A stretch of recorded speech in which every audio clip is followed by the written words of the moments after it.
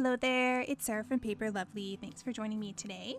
I am back with another card using the Boo-licious Fall Cupcake.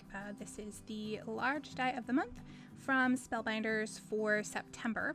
And yesterday I did a video where we made some spooky poisonous cupcakes. Today I have got a fall themed cupcake for you. So I'm starting out here on my MISTI and I'm laying out how I want my card to look. I'm going to be using a stamp from the let's see, this is called Fall Thoughtfulness. That was the clear stamp of the month for September.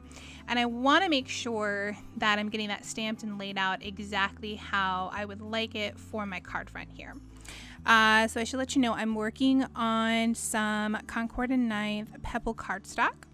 And the other colors I'm pulling in are Grapefruit, Buttercup, Avocado, and Stardust. Those are all Concord and Ninth. And then from my favorite things, I've got Whipped Cream and Latte, and from Paper Tray Ink, Terracotta Tile, Dark Chocolate, and Canyon Clay. So I've gone ahead here, laid out where I want my cupcake to be, and placed my stamp there. And now I'm going to pull in some Hero Arts Cup of Joe ink. And I'll go ahead and stamp this out.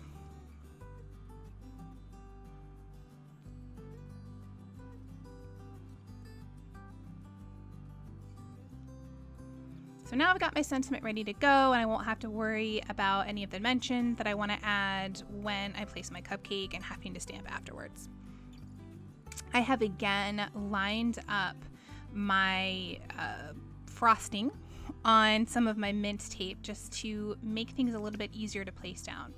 And I think I did show you there at the beginning, I wanted this to be some really, really tall frosting. So I have used 2 of the largest size of the frosting and 2 of the middle to really stack that up. So we have lots of vanilla frosting on top of this cupcake.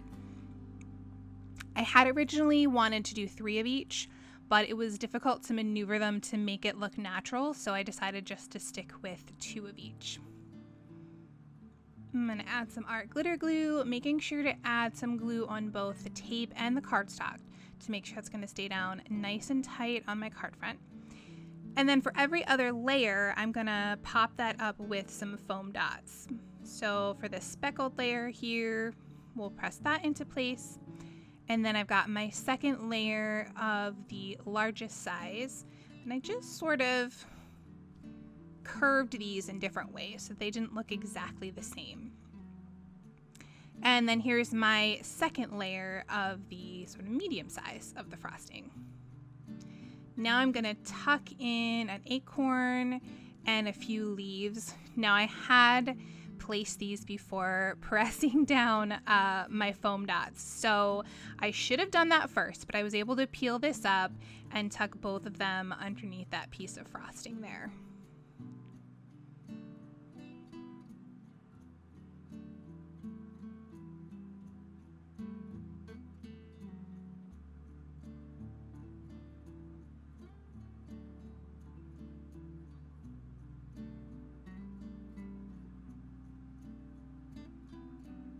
And I will go ahead then and add a little bit of art glitter glue underneath that just to make sure that it's down nice and tight over top of those leaves and they're not going anywhere.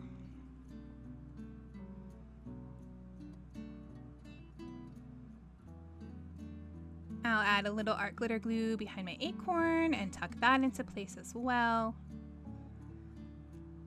And then I had originally planned to put these leaves and the pumpkin on the right hand side, but I thought it felt a little too heavy because I also had the other leaves on that side, so I ended up switching those over to the left. I think that looks a little more balanced. I'm going to go ahead and glue my leaves into place.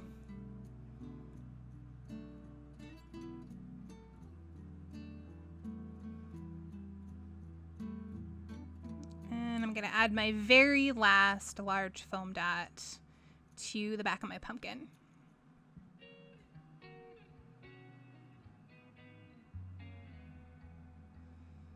I'll place some art glitter glue on the back of my panel, This is, of course, a slimline card, so I've made my own card base out of some Neenah cardstock. This is the 110-pound Neenah.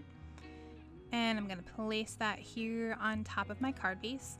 There is a little sliver of white. This did not measure up perfectly, so I will take this then to my trimmer and just trim off that little slice of what was left over there. And I'm going to add some ATG to the back of a panel. This is cut from Neenah paper. I didn't add an inside sentiment, just leaving lots of space for a message. I may add something before I actually send it. And that is going to complete our fall cupcake for today.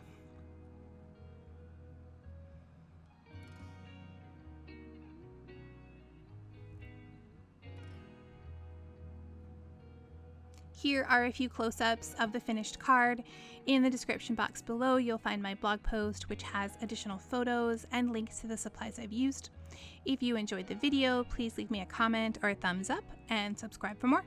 Thanks again for watching, and I'll see you in the next video.